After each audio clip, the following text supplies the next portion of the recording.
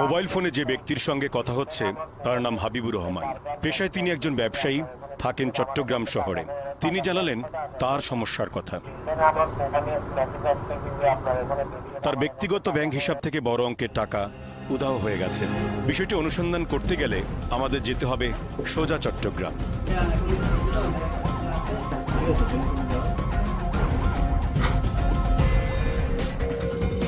আমাদের যাত্রা বন্দরনগরী চট্টগ্রাম। দেখা হলো ভুক্তভোগী হাবিবুর রহমানের সঙ্গে। পুরো ঘটনা জানার চেষ্টা করব তার মুখ থেকে।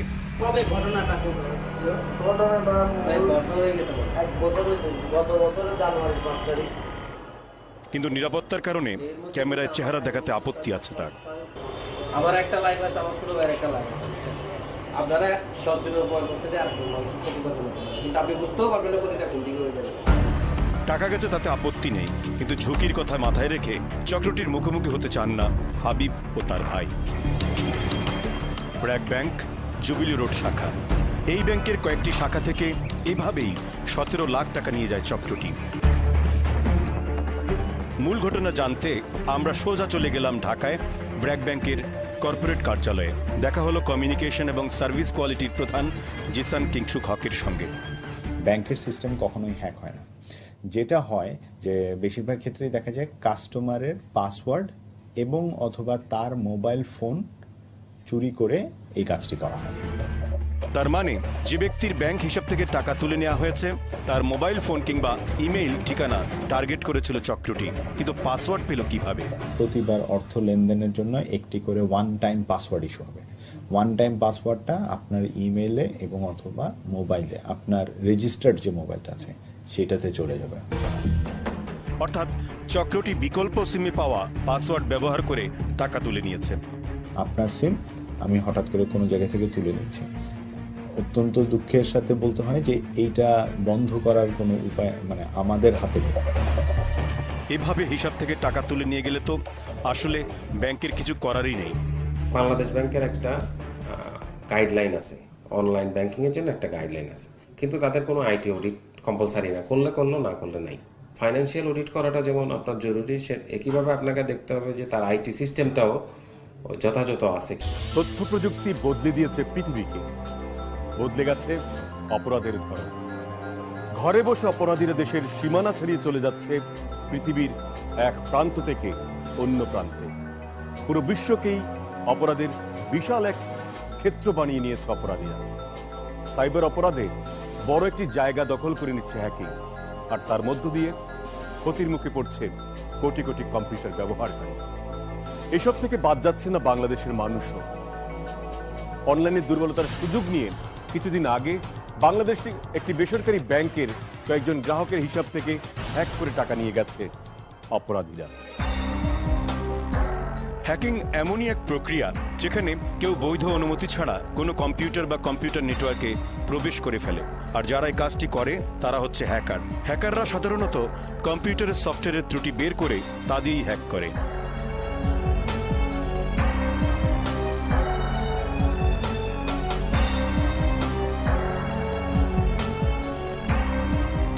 Black Hat hackers, a Bangladesh-based group, hacked into nearly 20,000 Indian websites, including that. বাংলাদেশে হ্যাকার কিংবা হ্যাকিং এর বিষয়টি সাধারণ মানুষের সামনে উঠে আসে ভারত বাংলাদেশ সাইবার যুদ্ধের মাধ্যমে।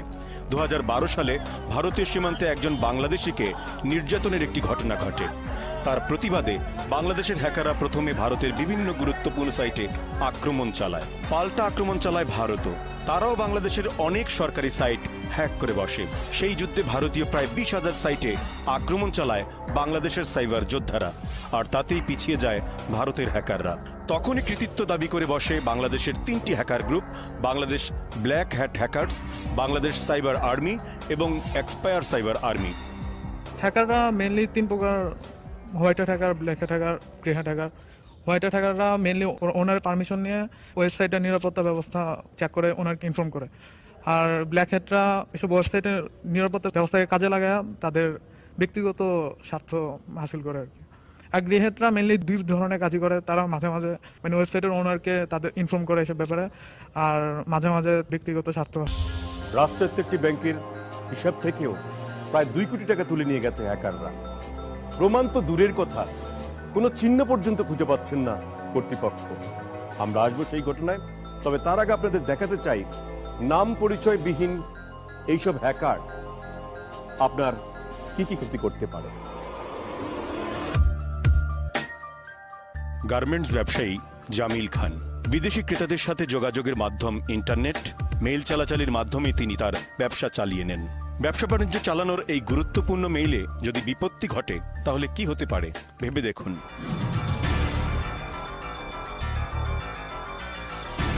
আমাদের আশঙ্কা সত্য হলো, মেইল বিপত্তিতে বিপদে পড়লেন জামিল খান।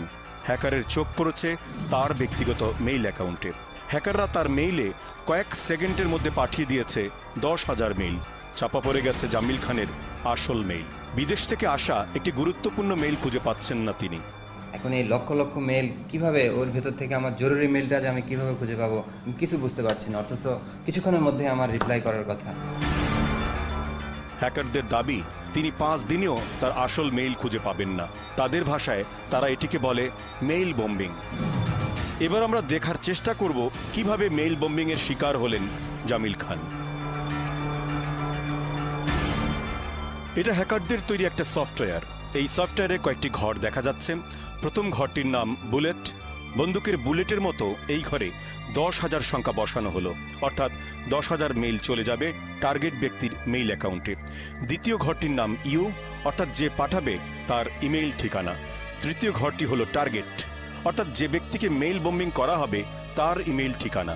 এখানে জামিল খানকে টার্গেট করা হয়েছে। চতুর্থ ঘরটির নাম সাবজেক্ট। এখানে লেখা হয়েছে তুমি হ্যাকারদের নজরে পড়েছ। পঞ্চম ঘরটি মেসেজ। এখানে লেখা হলো মেইল বোম্বিং। ফায়ারে ক্লিক করার সঙ্গে সঙ্গে জামিল খানের মেইলে চলে গেল 10,000 মেইল।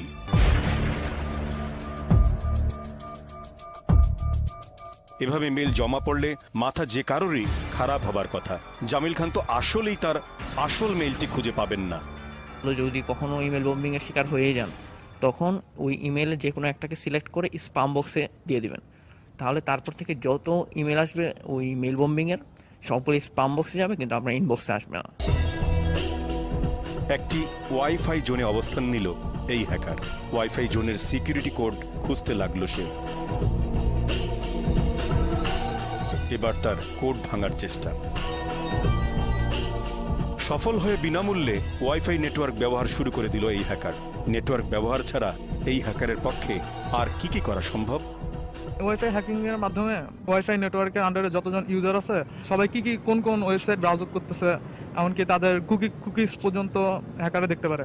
এই কুকিজ ইউজ করে তারা তাদের ইমেল আইডি অথবা ফেসবুক আইডির অ্যাক্সেসও নিতে পারে। বিনা পয়সায় ইন্টারনেট ব্যবহার করে হয়তো বড় ধরনের ক্ষতির মুখে পড়েনি ওয়াইফাই জোনের এই প্রতিষ্ঠান, কিন্তু ক্ষতি থেকে বেঁচে যাবে এমন নিশ্চয়তা দেয়া কঠিন। কারণ ওয়াইফাই জোনের সমস্ত গোপন তথ্য নিয়ে এই প্রতিষ্ঠানকে বিপদে ফেলতে সময় লাগবে না অপরাধীদের। তারা যে কোনো প্রতিষ্ঠানের মেইল ঠিকানা ব্যবহার করে যে কোনো ব্যক্তিকে হুমকিও দিতে পারে, এমনকি ফেলতে পারে পুরস্কারের প্রলোভনে। ঢাকা মেডিকেল কলেজের ছাত্র মাহিম। মেইল চেক করা তার প্রতিদিনকার অভ্যাস। হঠাৎ একটি মেইল নজর কাড়ল তার। মেইল পড়ে তো অবাক মাহিম। 1,000-2,000 টাকা নয়, নগদ 10 লাখ টাকা পুরস্কারের খবর, তাও আবার রাষ্ট্রের কেন্দ্রীয় ব্যাংক বাংলাদেশ ব্যাংক থেকে। তারপরের দিনে আমি বাংলাদেশ ব্যাংকে গেলাম যে আমার 10 লক্ষ টাকার যে বিষয়টা এসেছে সেটা আমি টাকাটা নিয়ে আসতে। কিন্তু ওখানে যে অথরিটি, সেখানে আমি কথা বললাম, তো ওরা বললো যে এই বিষয়টা ওরা সম্পূর্ণভাবে জানে না এবং এটা নাকি আমার সাথে প্রতারণা হয়েছে। কিন্তু বাংলাদেশ ব্যাংকের আইডি থেকে বাংলাদেশ ব্যাংকের নামে যে ইমেল এসেছে সেটা আমি 100% শিওর। এবার দেখা যাক কিভাবে পুরস্কারের তথ্য পৌঁছে গেল মাহিমের মেইলে। সফটওয়্যারের এই প্রক্রিয়াকে বলা হয় ইমেল স্পুফিং। এটা মেইল বোম্বিং এর মতো হ্যাকারদের একটি সফটওয়্যার। একইভাবে আছে 6টি ঘর। এখানে ইউর ঘরে নিজের ঠিকানা ব্যবহার না করে হ্যাকাররা ব্যবহার করলো বাংলাদেশ ব্যাংকের ইমেইল ঠিকানা।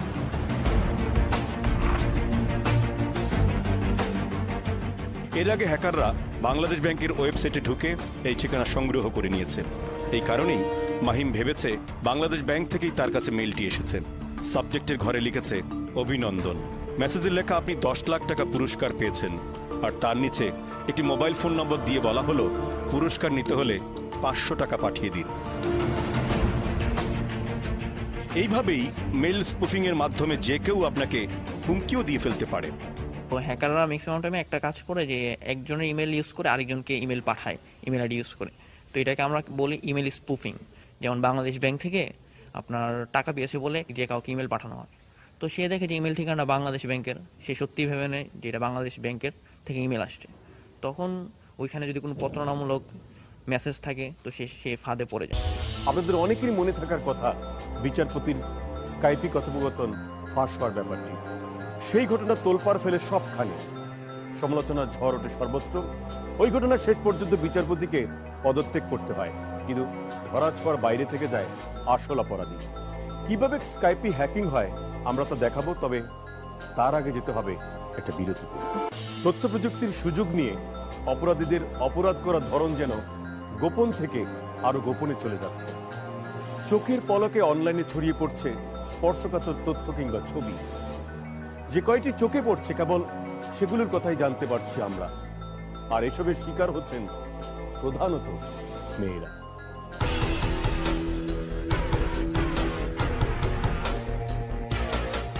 এই হ্যাকারের ছদ্মনাম রুট কোড।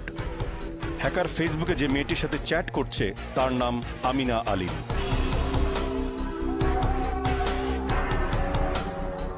হ্যাকার এবার একটি ছবি পাঠালো এবং বলল, এখানে তোমার একটা ছবি আছে, দেখো। আমিনা লিঙ্কটি ক্লিক করে ইনস্টল করে ফেললেন হ্যাকারের টুল। আসলে তিনি একটা ফাঁদে পা দিলেন। তিনি বুঝতে পারলেন না তার কম্পিউটার এখন হ্যাকারের দখলে চলে গেছে। আমিনা ফিরতি মেসেজ পাঠালেন, কই কিছু না তো। হ্যাকারের জবাব, না এমনি মজা করলাম। হ্যাকার তার মেইল খুলল, উদ্দেশ্য আমিনা আলিমের সব তথ্য নিয়ে আসা, অর্থাৎ আমিনা এখন যা করবেন সব তথ্য পেয়ে যাবে হ্যাকার। হ্যাকারের মেইলে তথ্য আসা শুরু হলো। এখন আমিনা আলিমের ফেসবুক দেখতে পাচ্ছে হ্যাকার রুট কোড। আমিনা আলিম তখনও আরো দুজনের সঙ্গে চ্যাট করছেন। হ্যাকারের মেইলে এবার আমিনা আলিমের ফেসবুক আইডি এবং পাসওয়ার্ডও চলে আসলো। সে তার আইডি ও পাসওয়ার্ড কপি করে নিল, পেস্ট করলে ঢুকে পড়ল আমিনার ফেসবুকে। অনেক হ্যাকাররাই এই কাজটা করে থাকে যে বিভিন্ন রকম নান্দনিক পেজ বানায়, তার মধ্যে অ্যাডাল্ট সাইট থাকে বা বিভিন্ন রকম সাইট থাকে, যেগুলো দিয়ে বলা হয় যে আপনি এখানে ক্লিক করবেন, এখানে অনেক সুন্দর সুন্দর জিনিস আছে, আপনি অনেক কিছু দেখতে পারবেন। আর তারা প্রভাবিত হয়ে ওই লিঙ্কগুলোতে ক্লিক করে, আর ক্লিক করলে সাধারণত তাদের কুকি, তারপরে এই ধরনের আরও অনেক কিছু থেকে যায়। আর এসবের সাথে সাথে তাদের পাসওয়ার্ড, তারপরে তাদের ব্যক্তিগত অনেক ইনফরমেশনও সার্ভারে লগ হয়ে থাকে। তো ওই ইনফরমেশনগুলো কালেক্ট করে যে কেউ আপনার অ্যাকাউন্ট অ্যাক্সেস নিতে পারে। শুধু ফেসবুক অ্যাকাউন্ট না, অন্যান্য অ্যাকাউন্টের ক্ষেত্রে এই ব্যাপারটা ঘটে। এই হ্যাকারকে দেখুন, সে এবার একটা মেয়ের স্কাইপি হ্যাক করবে। আগে থেকে একটা মেয়ের পিসি কন্ট্রোল করে রেখেছিল এই হ্যাকার। এখন দুইটি মেয়ের কথোপকথনই শুনতে পাচ্ছে সে। বল, তোর কি অবস্থা? বয়ফ্রেন্ড ঠিক আছে? তোর কথা ভালো মতো বোঝা যাচ্ছে না, বেশি নড়াচড়া করিস না। এবার দেখুন হ্যাকার কিভাবে স্কাইপি হ্যাক করেছিল।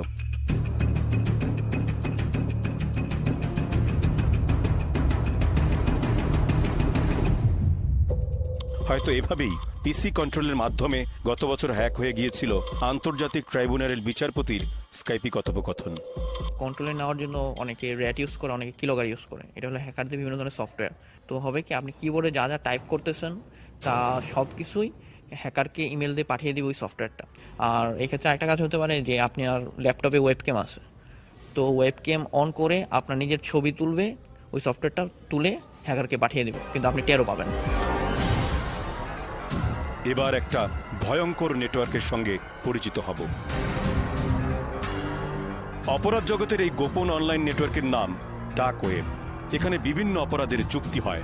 বিশ্বের যে কোনো জায়গা থেকে মাদক ও স্বর্ণ চোরাচালান, এমনকি মানুষ খুনের অর্ডার দেওয়া নেওয়া হয় এখানে।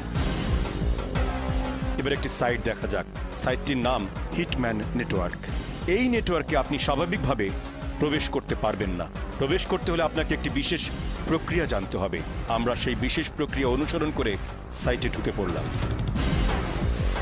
এখানে আমেরিকা, কানাডা, ইউরোপিয়ান সহ বিভিন্ন দেশের মানুষ খুনের অর্ডারের নমুনা দেখা যাচ্ছে। দেখা যাচ্ছে মানুষ খুনের দরদাম। আমেরিকা ও কানাডায় মানুষ খুনের দাম উঠেছে $10,000, আর ইউরোপের যে কোনো দেশে মানুষ খুনের দাম উঠেছে $12,000 মার্কিন। তো যারা এসব করে থাকেন সেই হ্যাকারদেরকে অনেকে মনে করেন সাইবার সন্ত্রাসী, কিন্তু অনেক হ্যাকার আছেন যারা এসব অন্যায় কাজ থেকে নিজেদের দূরে রাখেন। আবার অনেকে এই হ্যাকিংকে বানিয়েছেন তাদের অবৈধ অর্থ উপার্জনের মাধ্যম হিসেবে। বাংলাদেশে হ্যাকারদের আলাদা আলাদা গ্রুপ আছে, তাদের সাথে আপনাদের পরিচয় করিয়ে দিতে চাই। ফুটবলার, ক্রিকেটারের মতো হ্যাকারদেরও র্যাঙ্কিং করা হয়। যোগ্যতার মাপকাঠিতে শীর্ষে উঠে আসে হ্যাকাররাও। র্যাঙ্কিং এর জন্য আছে আলাদা সাইট, এর একটি নাম zonH.com। এখানে বিশ্বের সব হ্যাকাররা তাদের হ্যাক করা সাইট লিংক কপি করে রাখে, আর সেখান থেকেই যোগ্যতা যাচাই বাছাই করে প্রথম, দ্বিতীয়, তৃতীয় এইসব নির্বাচন করা হয়। এবার বিখ্যাত 3 জন হ্যাকারের সঙ্গে আপনাদের পরিচয় করিয়ে দিতে চাই। জুলিয়ান পল অ্যাসাঞ্জ অস্ট্রেলীয় সাংবাদিক, প্রকাশক, কম্পিউটার প্রোগ্রামার। ছোটবেলা থেকেই খুব মেধাবী। 16 বছর বয়সেই মেন্ডেক্স নামে হ্যাকিং করত। তখন তিনি নিজেকে আদর্শবান এবং নীতিবান হ্যাকার বলে দাবি করেন। বহুল আলোচিত উইকিলিক্সের এই প্রতিষ্ঠাতা 2010 সালে আমেরিকার গোপন নথি প্রকাশ করে পুরো বিশ্বে তাক লাগিয়ে দেন। কম্পিউটার বিজ্ঞানী ও সফটওয়্যার ডেভেলপার মার্ক জাকারবার্গ, জনপ্রিয় সামাজিক যোগাযোগ ওয়েবসাইট ফেসবুকের প্রতিষ্ঠাতা। আমেরিকার আলোচিত এই ব্যক্তিও মূলত একজন হ্যাকার, তবে তিনি মেধাকে কাজে লাগিয়েছেন ভালো কাজে। মাত্র 26 বছর বয়সে তিনি টাইম ম্যাগাজিনের দৃষ্টিতে বছরের সেরা ব্যক্তিত্ব নির্বাচিত হয়েছেন। মার্কিন যুক্তরাষ্ট্রের কেভিন মিটনিক মাত্র 12 বছর বয়সে হ্যাকিং জগতে প্রবেশ করেন। বিনা পয়সায় লস অ্যাঞ্জেলসের বাসে যাতায়াতের জন্য তিনি পাঞ্চ কার্ড হ্যাক করেন। 16 বছর বয়সে মার্কিন প্রতিরক্ষা মন্ত্রণালয়ের নেটওয়ার্ক হ্যাক করে অনেক গোপন তথ্য দেখেন তিনি। এরপর মটোরোলা, নোকিয়া, ফুজিৎসুর মতো বড় বড় প্রতিষ্ঠানের কম্পিউটার হ্যাক করেন। এজন্য মার্কিন গোয়েন্দা সংস্থা তাকে গ্রেফতারও করে। এরপর 5 বছর জেলও খাটেন তিনি। মজার ব্যাপার হলো, হ্যাকিং বিদ্যার জন্য তাকে গ্লেন ক্লেজ উপাধি দেওয়া হয়। এবার আমাদের দেশের একটি হ্যাকার গ্রুপের সঙ্গে আপনাদের পরিচয় করিয়ে দেব। নাম বাংলাদেশ ব্ল্যাক হ্যাট হ্যাকার্স। আজ তাদের 2য় বর্ষপূর্তি। আমরাও যোগ দিলাম তাদের সাথে। বর্ষপূর্তির কেক কাটা হবে, কিন্তু তার আগে তাদের সঙ্গে পরিচিত হওয়া দরকার। আমার নাম বাংলার ফুল। আমি মেনলি পিসি হ্যাকিংটা দেখি আর ডিফেন্স। আমি Liju sir, administrator of Bangladesh black hat. আমি Orion Santer, Bangladesh black hat হ্যাকার্সের অ্যাডমিনিস্ট্রেটর এবং কো-ফাউন্ডার। আমি ইলুমিনেট ডেমন। আমার নাম হচ্ছে ব্যাকবোন। হ্যাকিং র্যাঙ্কিংয়ে প্রথম 10 জনের তালিকায় ছিলেন এই হ্যাকার। হ্যাকিংয়ে মেইনলি এসেছি আমার শখ থেকে। জোন হ্যাকে আমার পার্সোনাল র্যাঙ্কিং ছিল 9। এবার শুনুন তারা কি কি কাজ করে। যখন দেখা যায় বাংলাদেশের বিরুদ্ধে কোনো একটি বৈষম্য আমরা দেখতে পাই, যে কোনো একটি দেশ আমাদের বিরুদ্ধে কোনো কিছু অন্যায় করছে, তো সেক্ষেত্রে আমরা প্রতিবাদ করার জন্য মূলত এগিয়ে আসি। তো আমাদের প্রতিবাদের ভাষাটা হয় টেকনোলজি দিয়ে। অধিকাংশ সময় এটা দাবি করে যে হ্যাকিংটা একটা ক্রাইম, বাট ম্যাক্সিমাম ক্ষেত্রে দেখা যায় যে বাংলাদেশের হ্যাকাররাই ইথিক্যাল ওয়েতে হ্যাকিং করে, তারা কারো ক্ষতি করার জন্য হ্যাকিং করে না। হ্যাকিং এর সাথে জড়িত হওয়ার পর দেখলাম যে তখন আর কি বাংলাদেশ ইন্ডিয়াতে সাইবার ওয়ারটা চলতেছিল। তো তখন চিন্তা করলাম যে না, বাংলাদেশের দেশের জন্য কিছু করার এর একটা সময়। সারা বিশ্বের হ্যাকারদের সাথে আমাদের সম্পর্ক অবশ্যই ভালো, আর সাধারণত সাইবার ওয়ারটা হওয়ার পর থেকে তারা আমাদেরকে যথেষ্ট গুরুত্বের সাথে দেখা শুরু করছে। হ্যাকিংটা আসলে আপনি ভালোভাবে ইউজ করতে পারেন, খারাপভাবে ইউজ করতে পারেন। টেকনোলজি আসলে আপনি যেভাবে ইউজ করেন তা আপনার উপর ডিপেন্ড করে। হ্যাকাররা কি রাষ্ট্রের কিংবা বিভিন্ন প্রতিষ্ঠানের সিকিউরিটি দিতে পারে? হ্যাঁ, অবশ্যই। কারণ আর এই ব্যাপারটা হ্যাকাররাই সবচেয়ে ভালো দিতে পারে, কারণ সিকিউরিটি বাগ সম্পর্কে সব থেকে ভালো হ্যাকাররাই জানে, কারণ তারা এগুলো নিয়ে কাজ করে। আমরা অপরাধী না, বাট আমরা বাংলাদেশের সম্পদ। যদি আমাদেরকে ঠিকমতো ব্যবহার করতে পারে, তাহলে বাংলাদেশে অবশ্যই সামনে একটা কিছু করতে পারবে।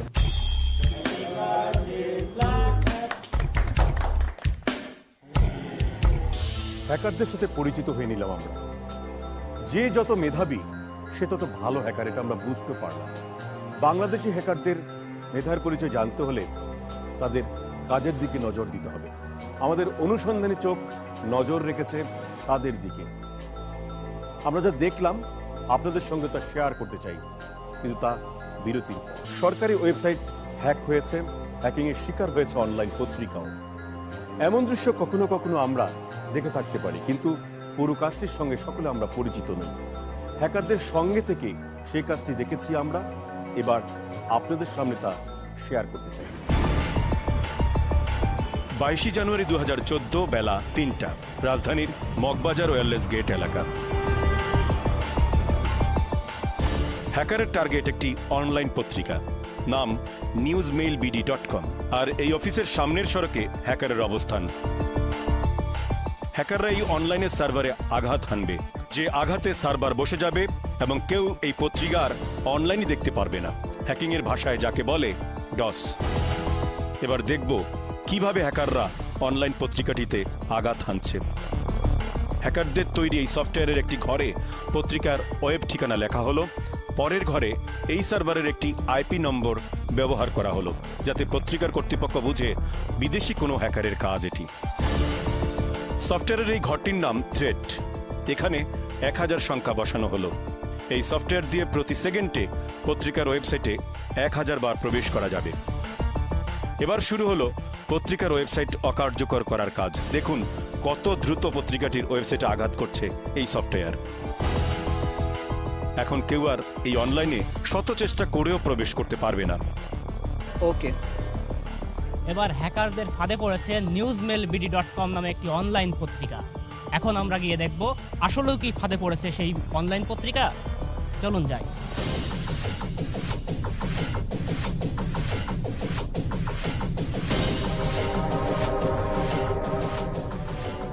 এটা কি নিউজ মেইল? পত্রিকার কার্যালয়ে একজনকে পাওয়া গেল, শুনবো পত্রিকার অনলাইনে কোনো সমস্যা হয়েছে কিনা। ওপেন হচ্ছে না? এখন ওপেন হচ্ছে না। কেন? কি হচ্ছে তা তো আমি বলতে পারতেছি না। এটা আমাদের আইটি দাদার সাথে কথা বলছিলাম, উনি আমাকে বললো যে দেখতেছি কি সমস্যা। এখন তো নিউজ তো কেউ বাংলাদেশে কেউ দেখতে পাচ্ছে না, এখন কেউই নিউজ দেখতে পারতেছি না। রাজধানীর ফার্মগেট এলাকা একজন হ্যাকার কারসান সাইবার ক্যাফের ভেতর প্রবেশ করলো। তার উদ্দেশ্য ভিন্ন। সাধারণ মানুষের মতো এই হ্যাকার একটি কম্পিউটারে বসলো 30 মিনিটের জন্য। কম্পিউটারে একটি সফটওয়্যার ইনস্টল করে চলে আসলো সে। বাইরে এসে নিজের ল্যাপটপে বসলো হ্যাকার। ভেতরের কম্পিউটারে যা হবে সব কিছু দেখতে পাবে সে ল্যাপটপে, অর্থাৎ নিজের ল্যাপটপ দিয়ে সাইবার ক্যাফের কম্পিউটারের নিয়ন্ত্রণ নিয়ে নিল সে। এবার অপেক্ষা, আমরা দেখব কে বসে সেই কম্পিউটারে। ল্যাপটপে একটি সংকেত আসলো, অর্থাৎ কেউ একজন সেখানে বসেছে। এবার সেই কম্পিউটার থেকে ইমেইল আসা শুরু হলো। মেইল খোলার সাথে সাথে ভেসে উঠল কারসান সাইবার ক্যাফের নাম। এখান থেকেই বোঝা যাচ্ছে কম্পিউটারে বসা ব্যক্তিটি বিডি জবসে ঢুকলো, অর্থাৎ চাকরির সন্ধান করছে সে। ব্যক্তিটির নাম জানতে হবে, কিন্তু যতক্ষণ না সে তার মেইল অথবা ফেসবুক আইডি খুলবে ততক্ষণ আমরা তার নাম জানতে পারবো না। ব্যক্তিটি মেইল খুলেছে, মেইলের ওপরে ডান পাশে ভেসে উঠল ওবায়দুর। হ্যাকারদের নিয়ন্ত্রিত পিসিতে উবাইদুর রহমান নামে একজন আছেন। এখন আমরা দেখব কে সেই উবাইদুর রহমান। আমরা এখন যাচ্ছি ওই সাইবার ক্যাফেতে।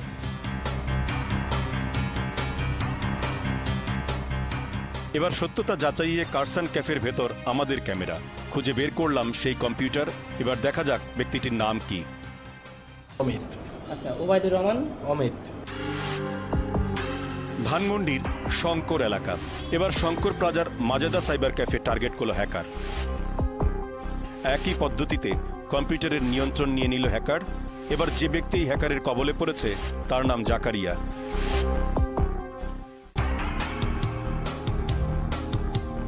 আবারও সত্যতা যাচাইয়ে আমাদের অবস্থান সেই ক্যাফের ভেতর। হ্যাঁ, একটু কথা বলতে পারি? আচ্ছা, আপনার নামটা? জাকারিয়া মাসুদ। জাকারিয়া মাসুদ। পত্রিকার অনলাইন আর সাইবার ক্যাফের নিয়ন্ত্রণ শেষে এবার দেখাতে চাই আমাদের সরকারি ওয়েবসাইটগুলোর কি দুর্দশা। বাংলাদেশের অধিকাংশ সরকারি বেসরকারি ওয়েবসাইটের অবস্থা খুবই করুণ। এর মধ্যে সিলেটের মাধ্যমিক ও উচ্চ মাধ্যমিক শিক্ষা board, rural development and cooperative division, Bangladesh computer council, সমাজ কল্যাণ মন্ত্রণালয়, শিল্প মন্ত্রণালয়, প্রাথমিক ও গণশিক্ষা মন্ত্রণালয় এবং বাংলাদেশ কৃষি বিশ্ববিদ্যালয়ের ওয়েবসাইটের দুর্বলতা খুব বেশি। এসব ওয়েবসাইট এর আগেও একাধিকবার হ্যাকারের কবলে পড়েছে, কিন্তু অবাক ব্যাপার হলো এরপরও এসব ওয়েবসাইটের দুর্বলতা ঠিক করা হয়নি। সাইটগুলোর সিকিউরিটি নিয়মিত আপডেট নেই। কোন স্ক্রিপ্টে সাইটগুলো বানানো হয়েছে তা সাইটেই লেখা আছে। ফলে হ্যাকাররা এই স্ক্রিপ্ট দেখে অ্যাডমিন প্যানেলের ঠিকানা বের করতে পারে, কারণ সবগুলো ওয়েব ডিজাইন জুমলা নামের একটি প্রতিষ্ঠান দিয়ে করা হয়েছে এবং কমন স্ক্রিপ্ট দিয়ে তৈরি এগুলো। বাংলাদেশের সরকারি সাইটে যদি বলা হয় তবে 90% ক্ষেত্রে আমি বলবো এগুলো অনেক দুর্বল। অধিকাংশ ক্ষেত্রে তারা ক্লোন স্ক্রিপ্ট ইউজ করে। সো এই স্ক্রিপ্টগুলো ব্যবহার করাতে এগুলোতে অনেক রকমের ভুল ত্রুটি কোডিং এরর থাকে, আর ওগুলো সাধারণত আমরা বাইপাস করে অ্যাডমিন প্যানেলে যেতে পারি। ডেভেলপারদের একটা মাত্র ভুল, সেই একটা ভুলই একটা হ্যাকারের জন্য যথেষ্ট। হ্যাকারদের থেকে রক্ষা পেতে একটি ম্যাগাজিন বের করেছে বাংলাদেশ ব্ল্যাক হ্যাট হ্যাকার্স। এটি বাংলাদেশের প্রথম সিকিউরিটি বিষয়ক ম্যাগাজিন। আমাদের ওয়েবসাইট অ্যাডমিনরা সাইট ডিজাইন খুব সুন্দর করতে পারে, কিন্তু সিকিউর করতে পারে না। তাদের সিকিউরিটির ব্যাপারে তারা যদি যে কোনো সময় আমাদের সাথে যোগাযোগ করে, আমরা ফ্রিতে তাদের সাহায্য করে দিব। তারা আমাদের ফ্যান পেজে যোগাযোগ করতে পারে, বাংলাদেশ ব্ল্যাক হ্যাট হ্যাকার্স লিখে ফেসবুকে সার্চ দিলে তারা পেয়ে যাবে। অস্ত্র নিয়ে যুদ্ধ করার দিন শেষ। যুদ্ধ হলে হতে পারে তা এখন অনলাইনে। তথ্য প্রযুক্তির দিক দিয়ে যেই দেশ যত শক্তিশালী, সেই দেশ ততটাই নিরাপদ। কিন্তু আমাদের অনেক গুরুত্বপূর্ণ স্পর্শকাতর সাইট এখনো ভীষণ ভীষণ দুর্বল। পরিস্থিতির উন্নতি না হলে নানা দিক থেকে আমরা বিপদে পড়তে পারি, সেই সাথে ক্ষতির মুখে পড়তে পারে অর্থনীতিও। যেমন ধরা যাক ক্রেডিট কার্ডের কথা, সচেতন না হলে মুহূর্তেই ফতুর হয়ে যেতে পারেন আপনি, এমনকি শূন্য হয়ে যেতে পারে আপনার অ্যাকাউন্ট। যেমন করে উধাও হয়ে গিয়েছিল কিছুদিন আগে সোনালী ব্যাংকের টাকা। একটি বিদেশি সিসি ক্যামেরা নিয়ন্ত্রণে নেবার চেষ্টা করছে এই হ্যাকার। সিসি ক্যামেরার আইপি ঠিকানা বের করার চেষ্টা করছে সে, কোড ভাঙার চেষ্টা চলছে তার। অবশেষে সফলতার মুখ দেখল হ্যাকার। সিসি ক্যামেরায় দেখা যাচ্ছে একটি সমুদ্র সৈকতের দৃশ্য। এবার সেই দেশের নৌবন্দরের দৃশ্য দেখা যাচ্ছে। এইবার দেখা যাচ্ছে বাসাবাড়ির ভেতরের দৃশ্য। এইবার দেখুন বাইরের দেশের সড়কের দৃশ্য।